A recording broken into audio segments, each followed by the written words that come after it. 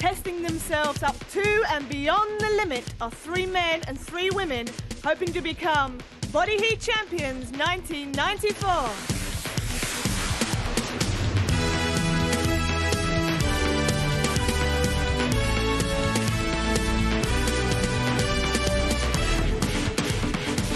And competing tonight in Body Heat are, in green, Sharon and John Saker.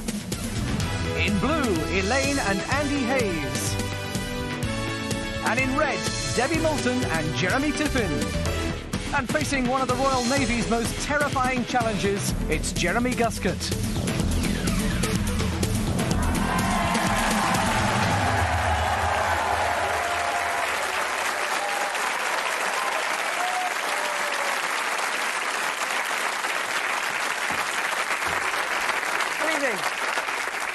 Television's toughest physical challenge. And that's just coming up those stairs, I can tell you. Our one-man, one-woman teams are lined up here, ready to compete for this trophy and the title in Spain in the final of Body Heat Champions 1994. But between them and this trophy lie a series of challenging tests that even Sylvester Stallone would struggle to complete. However, I do think that our teams could beat Sylvester Stallone in the let's get more than 3 words into a sentence competition, but I digress. Our first test this evening is being set by a man who is one of Britain's fastest over any distance. In 1992, he won the Le Mans 24-hour race. He's now racing for the Tyrrell team on the Grand Prix circuits. Please welcome England's Mark Blundell.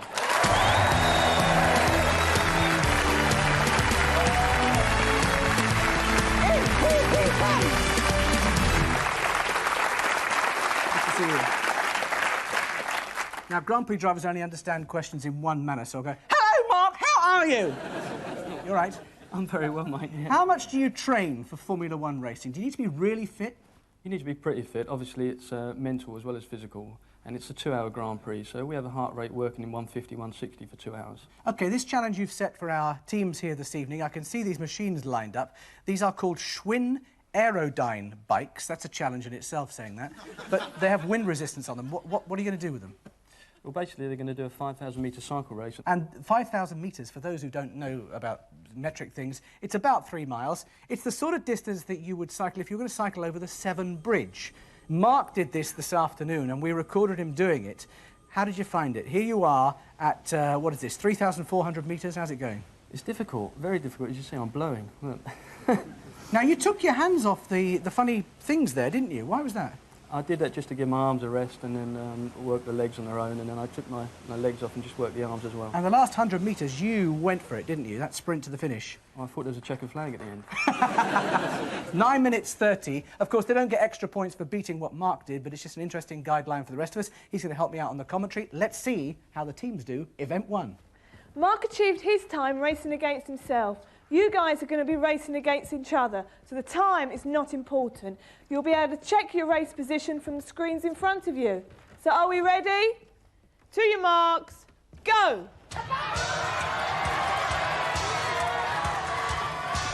As they set off on their 5,000-metre race, let's meet the teams. And straight into the lead, in the pink, is Debbie Moulton. I'm 28 years old, married, and live in Waltham Cross in Hertfordshire. I work at Rank Xerox as their fitness centre manager. I'm a chartered physiotherapist specialising in the treatment and rehabilitation of sports injuries, and also a qualified fitness and aerobics instructor. I'm a sun worshipper, love holidays abroad and eating mountains of good food. Just after 600 metres, Debbie is now behind the boys. Her teammate Jeremy Tiffin is in 3rd place. I'm 23 years old, single, and I was brought up in Newcastle. I work for Orion Corporate Fitness, where it's my job to keep the brokers at Smith Newcourt fit and healthy.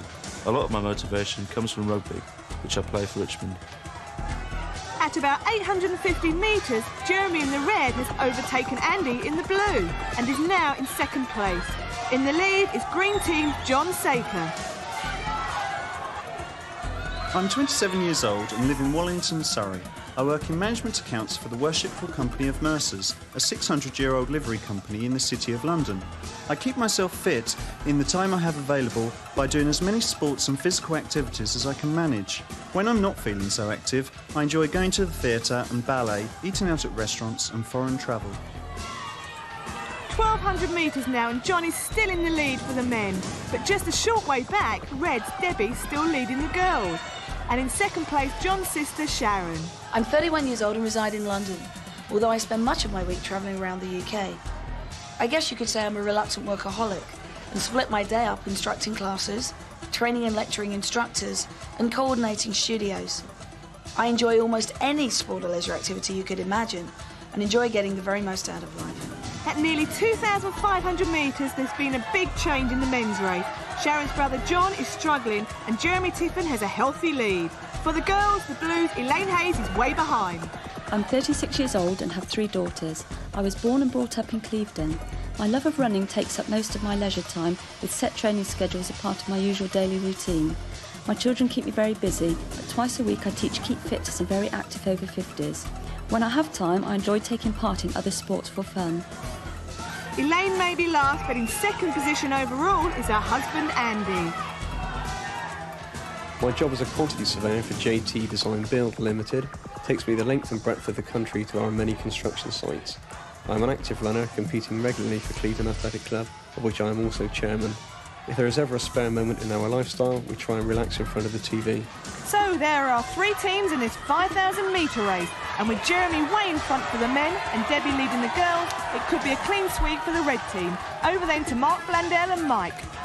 Jeremy Tiffin into his last 500 metres, less than a minute to go.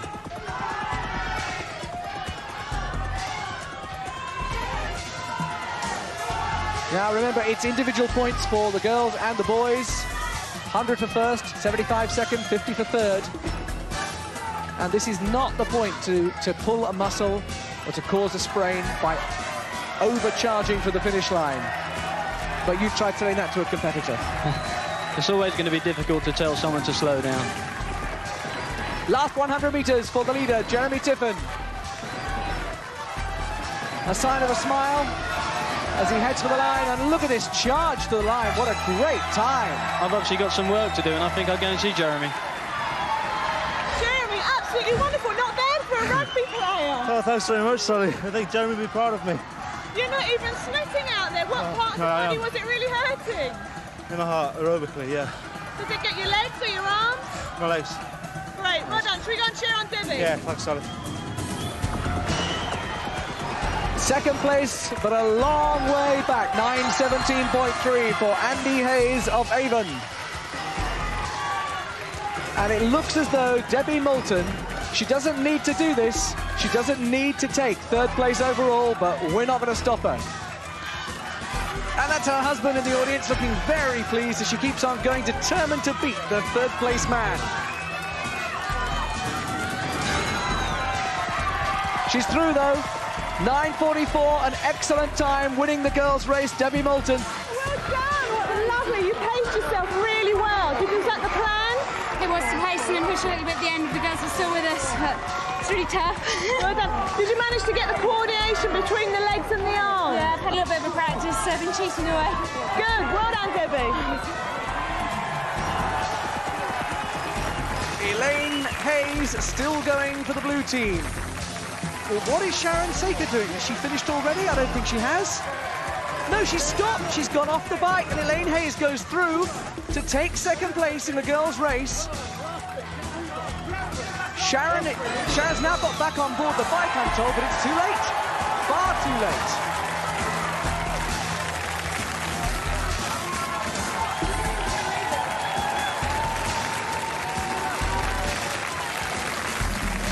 There's no point, I'm afraid you can't carry on. Did you just not see what was happening? No, I thought they'd cheered that I'd stopped. Bit disappointed? Yeah. Never mind. You bet. I thought I'd finished. I thought everybody... Otherwise I wouldn't have got off. Oh, well done. Well, that mistake cost Sharon 25 points. But look at the score for the Reds, Debbie and Jeremy. They have the maximum score possible after the first event. Well done.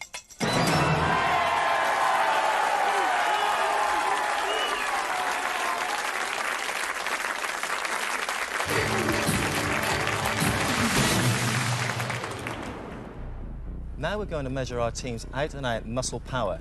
We'll be testing the strength in their shoulder, quads and hamstrings. The hamstrings are these three muscles down the back of the leg, leading from the hip down to the knee, and the quads are at the front. Sharon goes first on the Cybex 6000 machine. Now, the numbers you see coming up relate to the total kilograms the competitors are lifting using the muscle groups that Sally and Jeremy were talking about. They say that to get as strong as our competitors, you have to eat a lot of protein. Probably not such a well-known fact that there is as much protein in a piece of chicken as there is in a piece of rump steak.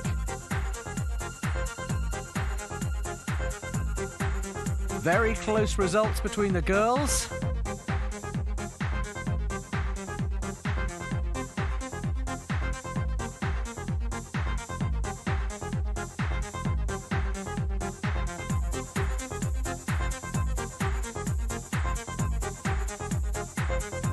Ooh, that's a heck of a total. 413 kilos, that's the highest of the series, so big bonus points for Jeremy.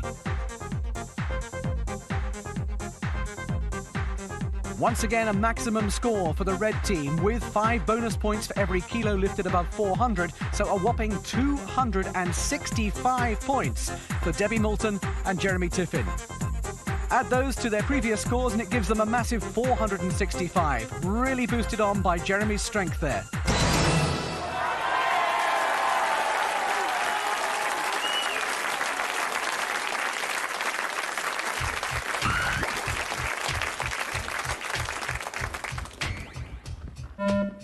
Although this might look like a simple jog in the park to you, I can assure you it soon builds up into a heartbreaking race against the bleeping clock, testing our team's aerobic capacity. Yeah, and unlike a simple jog in the park, we have here Royal Naval referees who are making absolutely certain that the runners stay on the pace. We'll find out who's the fittest in part 2. But your trivia test. Which Olympic gold medal winning hurdler, female, has a party piece which includes karaoke, New York, New York?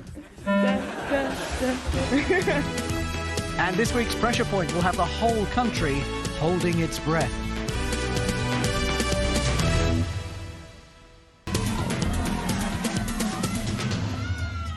Welcome back to Body Heat. As we rejoin the bleep test, Elaine Hayes for the blue team has 2 lights out. That means she's got 2 warnings for being behind the bleep. Can she pick it up again? Yep, she does. It's already at a very high level for the girls, and some shows, quite a few of the girls have dropped out by now. Start of level 12. All the girls getting bonus points. They've gone above level 12. This is a very high standard here tonight on the bleep. But Sharon's got a second warning, and she's out. Oh, this isn't her night. It's not fair. 10 bonus points she gets on the bleep test, but she still only comes third. Both Debbie and Elaine are out on the same level, 12.4. Good battle there. On to level 13, Jeremy Tiffin, out.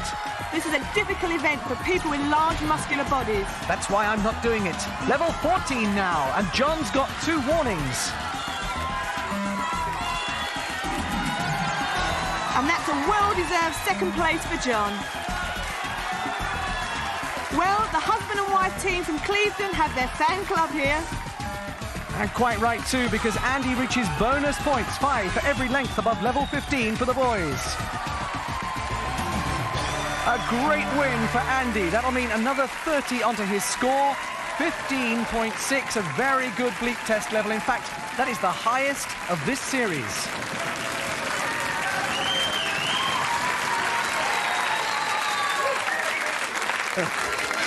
Marvellous. You did 15.6, which is a lot better than you did the last time. Not bad, no, not quite. I can't remember what I did last time. Yes, you did under that, Was so it? you've got to be Oh, good. pleased with that. You did 15.2 last time. Please then, that's You've good. got to be pleased with that. Yeah, thank you What so was it, much. your breathing, your legs? What's hurt the most? Everything went. A lot, you name it, it's gone. And people say it's a turning at the end. Is that the Yeah, I was feeling difficult? so you can make it up in between, but the turn kills me. Well done. Thanks a lot. Good. Look at these scores and just look at the bonuses. That's the most we've ever had on the bleep test. In team terms, what does it mean? It means a third for the Greens, second for the Reds, and a massive first place for the Blues. Added to their previous totals, you can see Elaine and Andy are creeping up, but the Reds are still well in front. So we go on, because when people are under intense pressure, all their senses and faculties are stretched to the absolute limit. And the very last thing you need in that situation is a meeting with Jeremy Guscott.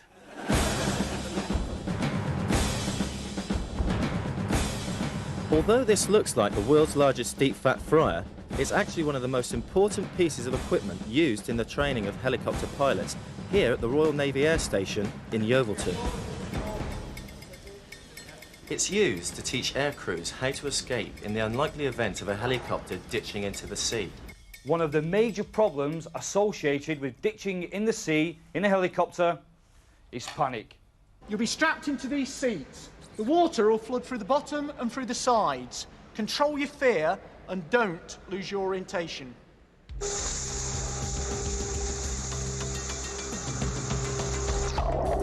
First, our teams are taken on a training course. It's essential to remain strapped inside the dunker until given the signal to evacuate. In a real-life emergency, if crews escape before the rotor blades have stopped turning, they'd end up with a lot more than a rearranged centre parting. Piece of cake.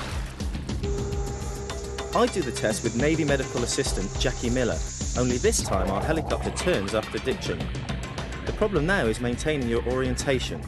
The challenge for our teams is to swim to the back of the cabin and leave by the rear doors.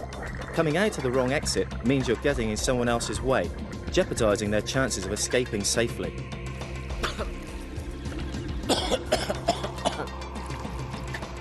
Well, I have done easier things. I've never experienced so many bubbles up my nose. Good luck, John. All the best. So first in are Sharon and John for the greens. We're looking for the fastest team out of the dunker, but we're going to add penalties for incorrect escape procedure. Sharon gets the signal to evacuate. She's back over the seat and goes straight out of the window. A very fast performance. But John must be having more trouble. He's made it. He's done something wrong. Back in the module, you weren't looking where the exit was. They had to actually physically drag you back and then push you out. All right. So John gets 5 penalty seconds to add to Sharon's very quick time. Well, I had the big window, see, maybe I should have gone out the the skinny one. I'm just a bit annoyed that I missed the opening or whatever. Okay, you both happy? Happy as I'll ever be, I think. Okay. Ready in the module! Now Debbie and Jeremy for the Reds. The cabin fills with water, then inverts. As they've been taught, Debbie waits for the high-tech evacuation signalling system. And she's away. She sets off for the back of the cabin.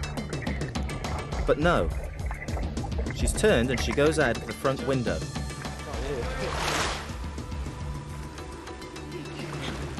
Well, apparently I've just come out the wrong window, so... But you didn't know? I didn't know. Totally disorientated. But at least I got out. Let's have another look. Even though Debbie is given the usual guidance by the Navy diver, she panics and heads straight for the nearest bit of daylight. That carries the maximum 10-second penalty for the Reds. Let's see how I did that. Adding the penalties to the escape times puts Sharon and John of the Greens into the lead with 49 seconds. Ready in the module! Now Blues, Elaine and Andy. Elaine has been absolutely dreading this moment. She takes a breath. The dunker's starting to roll over. But Elaine is already off and she's out lightning fast. She will incur penalties for evacuating much too soon. But has Andy got a problem? No, he's out okay. So how does he think that went? Right, a little bit disorientated in there, but I think I got the right door. Yeah. No? Exit, I'm afraid. Oh, no. Yeah, looked a bit. So how about Elaine? She got out the right exit, but released herself too early. Didn't wait for the tap. The dunker is still inverting as Elaine releases her straps and goes well before the signal. So although the Blues had the fastest escape time, their penalties for going too soon and using the wrong door put them third, with Reds Debbie and Jeremy second, and Greens Sharon and John in first place. Well done, Greens. Yes. A good 200 points, but what happened to the black eye? Well, it's cleared up now. Do you know where you got it? No, I think it might have been the back of the chair behind, but can't see on the film. Did you enjoy it? No. Fine. Jeremy, you did it as well. Did you enjoy it? Because you're used to jumping into big pools of water with rugby players, aren't you? Of course, I found it difficult. It was you lose all your orientation being turned over, but I managed to squeeze through a tight hole, which you'd have problems with, Mike. Yes. Thank you, Jeremy. Let's look at the scoreboard, shall we? This is what they get for third, second and first places. Add those to their ongoing totals, and despite that second place in pressure point, I'd say that the red team are looking pretty invincible tonight.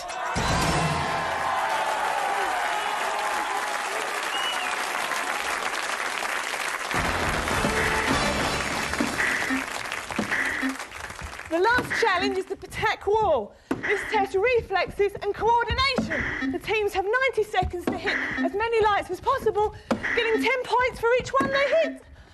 Now, if you want to play this at home, I suggest you get a rolled-up newspaper and ask your family to stand in a line holding torches.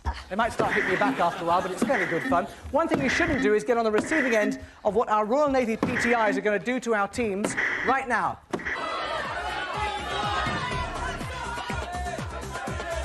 The point to all this is that the more tired you get, the more difficult coordination becomes. So on top of everything else, we're also testing our competitors' recovery rate.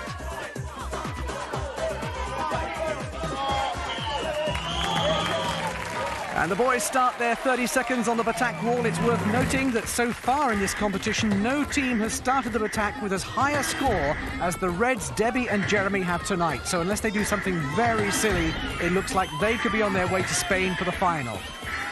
What they need are precise, direct hits, then the lights go out and the next ones come on. 30 seconds solo for the boys. Jeremy going very well.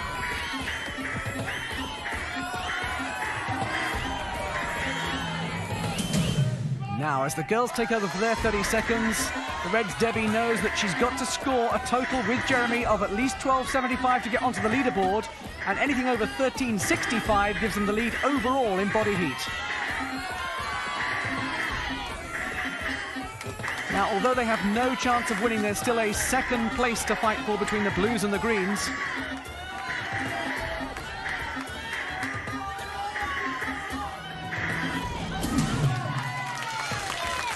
Well, the Reds, Debbie and Jeremy still need 100 more points. That's just 10 hits, less than 30 seconds to go. They're working together.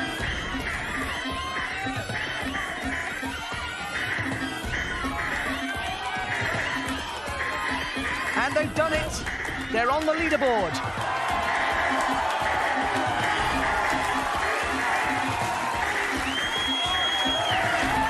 And now they've smashed the previous top score, so a tremendous effort here.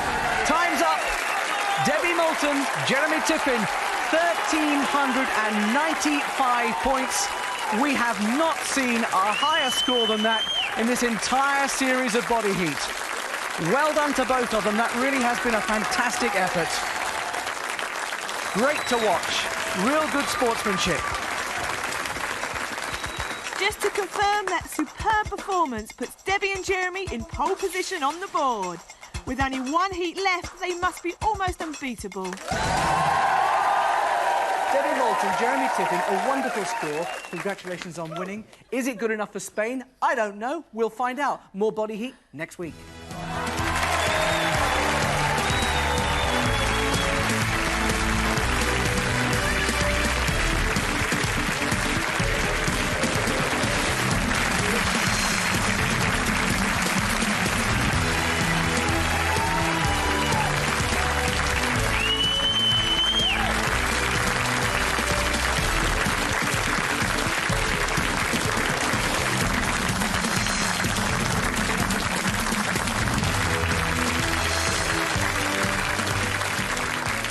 And if you'd like to be a competitor on Body Heat, please write to Action Time, PO Box 121, Manchester, M60 1EX.